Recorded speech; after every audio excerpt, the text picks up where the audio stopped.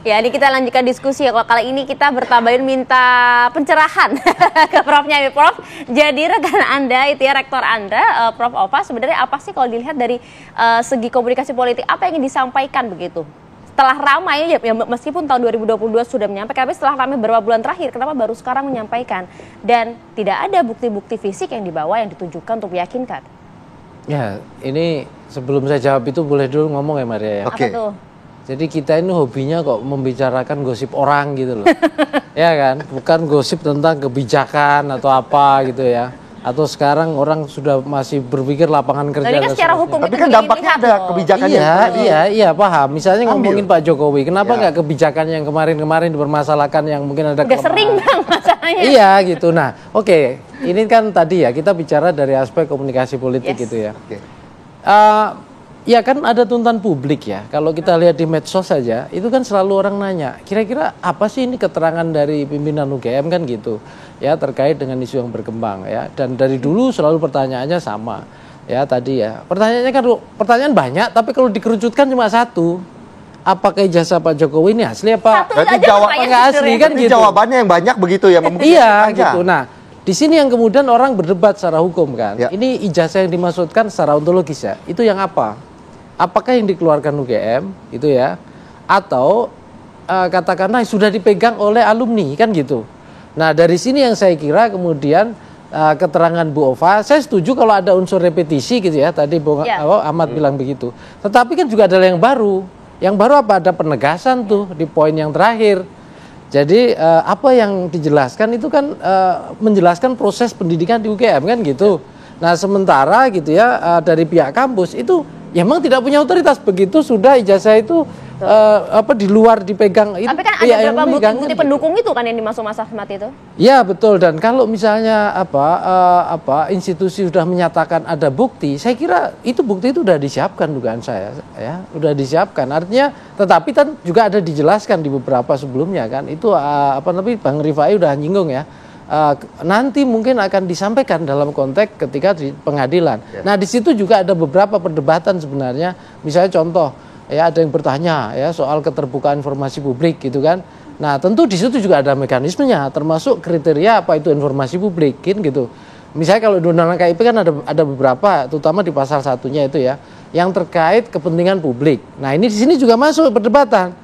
Pak Jokowi sebagai dulunya masuk UGM, data pribadinya itu informasi publik apa enggak? Kalau di mata UGM dia kan mahasiswa dulunya, ya kan? Enggak tahu kan kalau kemudian jadi presiden kan gitu.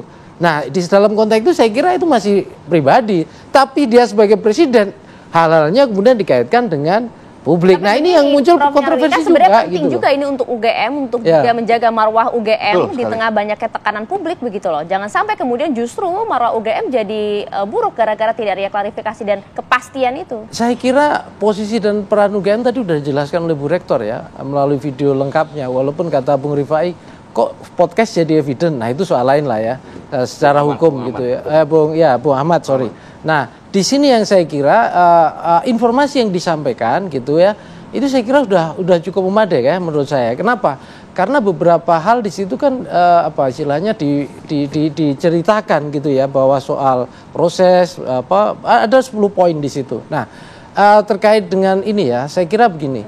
Beberapa hal yang kemudian sifatnya penegasan ya posisi dan peran UGM itu saya kira sudah pada porsinya. Jadi gitu. sudah cukup pilih digoreng-goreng lagi. Gitu. Tetapi ini kan ada peristiwa hukum yang lain gitu loh. Yang kemudian diperdebatkan banyak orang. Nah, saya kira itu juga di luar di poin 10 dipertegas itu. Ya, itu di luar katakanlah tanggung jawab kan, itu tanggung jawabnya ada pada pihak pemegang ijazah kan. Mungkin Pak Ahmad ada tanggapannya? Masih nggak puas ya walaupun ada penegasan. Tidak ya, saya pikir bukan masalah puas tidak puas. Kita coba membaca deskripsi pernyataan itu dari perspektif kepentingan klien kami tentunya ya. Tentu juga perspektif kepentingan publik yang memang lama sekali ingin ini segera tuntas gitu loh. Kalau itu bisa dituntaskan tanpa pengadilan nggak ada masalah juga bagi publik, bagi klien kami juga begitu.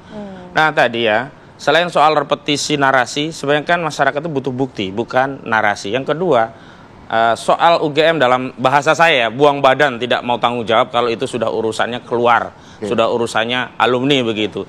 Itu juga menurut saya adalah bagian dari bisa jadi ya positioning UGM hari ini tidak mau disangkut pautkan dengan sesuatu yang mungkin saja nanti akan melibatkan Jokowi selaku pihak yang bertanggung jawab atas dugaan kejahatan tertentu. Misalnya, karena dalam hal ini spesifik juga dikatakan termasuk terkait ijazah Jokowi. Tapi ada yang menarik adalah apa yang diambil oleh UGM dalam pernyataan itu yang mengadopsi statementnya Jokowi, yakni sama-sama mengadopsi sebuah statement yang tidak akan mengeluarkan dokumen kecuali oleh otoritas. Nah, kalau pelapor saudara Joko Widodo kan selalu menyampaikan tidak akan menunjukkan ijazahnya kecuali atas putusan pengadilan atau perintah pengadilan.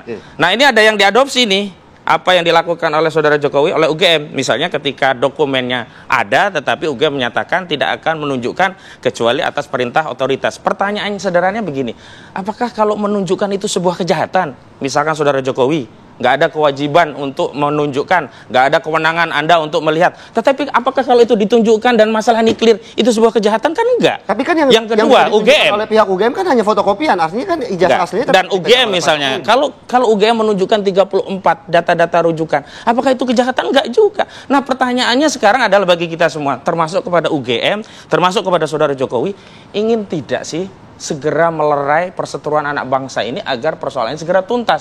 Kalau memang maunya panjang sampai pengadilan nggak ada masalah. Nanti ada banding, ada kasasi, ada PK, oke nggak ada masalah. Gitu. Gimana tadi tanggapannya?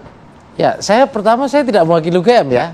Jadi kan Anda mengundang secara komunikasi politik Jadi itu dulu. Nah, yang kedua begini. Saya setuju kalau bicara soal yang ideal begini, itu kan ini ujungnya kan tadi pertanyaan yang tadi saya sampaikan kan, asli palsu kan gitu. Nah, itu kan kalau ditunjukkan ya selesai. Kalau secara logikal normatif hukum, tapi kan juga banyak pihak yang percaya juga, misalnya Mas Rifai, belum tentu juga selesai, misalnya begitu. Tapi terlepas dari itu begini, perlu dilihat ya, ada dua hal yang berbeda sebenarnya. Kalau yang dalam konteks tadi sampaikan Bu Rektor, itu kan bahwa UGM punya bukti-bukti itu. Tapi kan ibaratnya itu dokumen yang nanti diperlukan bisa disampaikan dalam proses pengadilan. Ya. Nah, tentu UGM itu punya badan publik, sebagai badan publik ya. Kita juga, saya kira dugaan saya ada semacam kewajiban juga sebagai badan publik kan untuk menjaga misalnya ya kategori-kategori informasi publik mana yang misalnya, nah itu kan diuji juga oleh Komisi Informasi Publik misalnya begitu ya. Nah, saya kira di sini yang saya kira informasi sejauh mana itu bisa diungkap atau tidak itu harus diklirkan dulu ya. Nah, peran UGM itu sebagai lembaga pendidikan gitu ya, yang kemudian menjaga proses pendidikan termasuk orang-orang ya mahasiswa yang berproses di sana gitu, dan itu dipertegas juga ada poin yang disampaikan Bu Rektor juga. Jadi sangat paham juga pasti. Bang Rifai, mungkin langkah selanjutnya apa setelah tidak bergeming, tidak dianggap UGM sudah bicara. Walaupun sudah bicara pihak UGM, seperti apa kemudian langkah selanjutnya? Ya, saya sepakat memang untuk lebih meyakinkan sebaiknya ada bukti-bukti yang bisa dilihat juga. Otentik gitu. ya. Tapi kembali lagi karena kekhawatiran atas presiden yang sudah pernah ada, ya. Sehingga memang yang terbaik adalah di dalam forum resmi. Apalagi kalau sekarang udah terlambat, semua udah disita. Ya, barang-barang. Punya Pak Jokowi juga? Sudah. Ijazah Pak Jokowi? Dan dari kampus juga dari UGM juga katanya udah disita ya.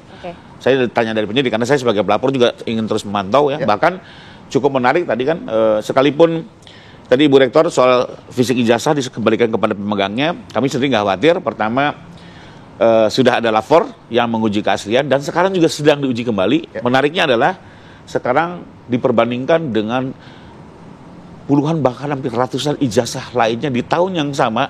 Tidak hanya Fakultas Kehutanan, hukum, ekonomi dan semua. Nah, itu dia lah. Jangan sampai kemudian nanti justru kasihan lapornya nih jadi kerja keras, tapi paling enggak menjawab bahwa ini di-compare dengan ijazah-ijazah lain. Karena kan kembali lagi Bang Rismon dengan Elanya selalu mempersoalkan ya soal font. Dan ini langsung dari fisiknya. Karena betul-betul analog ya, dan mudah-mudahan nanti akan terjawab. Nah, kembali ke yang tadi. Nah, maaf nih Bang, tapi karena begini. Jadi kan soal yang tadi yang dikomentari, saya mau komentari bahwa Pak Jokowi ingin panjang, enggak juga sih Pak Jokowi ya. Dari awal juga beliau kan menegur 2 kali biar selesai. Bahkan waktu kemarin di Barreskrim ya, saya itu bertanya langsung di dalam forum. Karena ditanyakan terus soal ijazah tunjukkan. Saya bilang tanya, adakah di forum ini yang bisa menjamin kalau saya tunjukkan ijazah, maka ini selesai? Tidak ada yang berkomentar. Saya tanya kedua kalinya juga, sama tidak yang menjawab. Inilah yang membuat kami juga jadi serba salah gitu ya. Mungkin kalau Bang Ahmad positif ya pemikirannya gitu ya, tapi kan kembali lagi ini udah rame, banyak yang ikut campur gitu ya, Sehingga juga kita serba susah ya memberikan rekomendasi kepada Pak Jokowi. Intinya juga sebenarnya kita nggak mau panjang-panjang. Oke, artinya Pak Jokowi tidak akan menunjukkan lagi karena ijazahnya sudah disita dan semua pembuktian akan ada di pengadilan begitu ya. Kita akan Betul. nantikan nanti bagaimanakah proses Ya, di meja hijau yang akan saya pikir, terjadi begitu ya. ada satu hal ya. Maaf, Bang, maksudnya Yang pertama, saya pikir kita kok nggak membangun ya masalah negara ini dengan husnudzon, prasangka baik. Baik.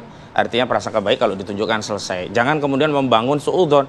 Nanti kalau ditunjukkan akan. Yang Udah kedua, nggak bisa Bang, udah disita Bang. yang kedua kalau udah disita, kami mau uji lewat saksi. Kemarin kami minta lihat, nggak diperlihatkan pula. Sehingga kami melihat proses sita itu bukan dalam konteks, dalam tanda petik ya pendidikan saja, tetapi pengamanan. Sehingga tidak ada lagi tuntutan kepada saudara Jokowi. Yang terakhir yang menjadi soalan kita itu adalah, kenapa sih ini berlarut-larut? Kenapa? Karena kita mengadopsi birokrasi untuk menyelesaikan persoalan ini. Yang birokrasi kita apa? Kalau bisa diperpanjang ngapain? Ya dipersingkat. Jadi itu yang terjadi kayaknya. Masalahnya Rizky nggak ada di sini. Nanti kita coba akan gali diskusi lain kali ya. Terima kasih banyak Bung Terima Ahmad. kasih Bang Ahmad. Ya, sama-sama.